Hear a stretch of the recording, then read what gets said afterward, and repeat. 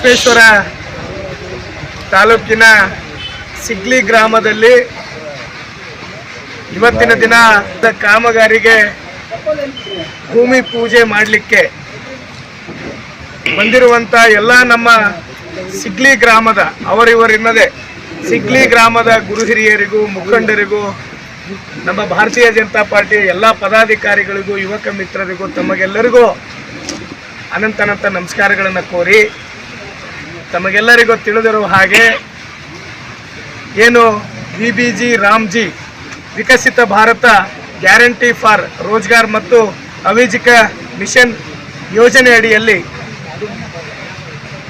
ಈ ಗ್ರಾಮೀಣ ಪ್ರದೇಶದಲ್ಲಿರುವಂಥ ಮತ್ತು ಗ್ರಾಮೀಣ ಭಾಗದಲ್ಲಿ ಅತ್ಯಂತ ಅಚ್ಚುಕಟ್ಟಾದಂಥ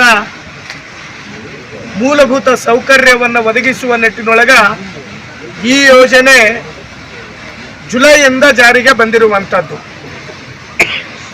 ಬಹಳಷ್ಟು ಒಳ್ಳೆಯ ಕಾಮಗಾರಿಗಳನ್ನು ಈ ಯೋಜನೆಯಲ್ಲಿ ಅಡಗಿರೋದ್ರಿಂದ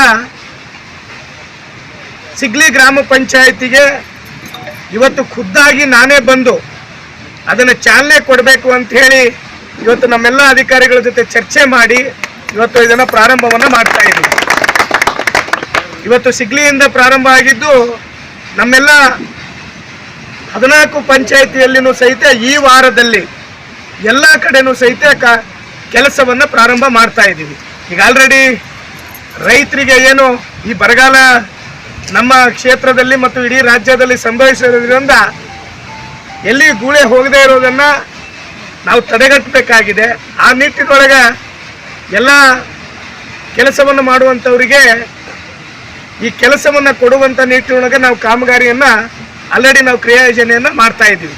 ಹಿಂದಿರುವಂಥ ಕ್ರಿಯಾಯೋಜನೆ ತಗೊಂಡು ಈಗ ಅನುಮೋದನೆ ತಗೋತಾ ಇರೋದು, ಮತ್ತು ಅದರ ಜೊತೆಯಲ್ಲಿ ಈ ಊರಿನಲ್ಲಿರುವಂಥ ಎಲ್ಲ ಓಣಿಯಲ್ಲಿ CC ರಸ್ತೆಗಳ ಕಾಮಗಾರಿನೂ ಸಹಿತ ಇನ್ನೂ ಒಂದು ವಾರ ಈ ವಾರದಲ್ಲಿ ನಮಗೆ ಕ್ರಿಯಾಯೋಜನೆ ಪ್ರಾರಂಭವಾಗಿ ಮುಂದಿನ ವಾರದಲ್ಲಿ ನಮ್ಮ ಎಲ್ಲ ತಯಾರಿ ಮಾಡಿಕೊಂಡು ಇನ್ನೊಂದು 15 ದಿನದಲ್ಲಿ ಇಲ್ಲೇ ಮತ್ತೆ ಗ್ರಾಮ ವಾಸ್ತವ್ಯ ಮಾಡುವಂಥ ವಿಚಾರವನ್ನು ಇಟ್ಕೊಂಡು ಅವತ್ತೇ ನಾವು ಆ ಕಾಮಗಾರಿಗಳು ಎಷ್ಟಿದಾವೆ ಎಲ್ಲವನ್ನು ಚಾಲನೆ ಮಾಡಬೇಕಂತೇಳಿ ನಿರ್ಧಾರವನ್ನು ಮಾಡ್ಕೊಂಡಿದ್ದೀವಿ.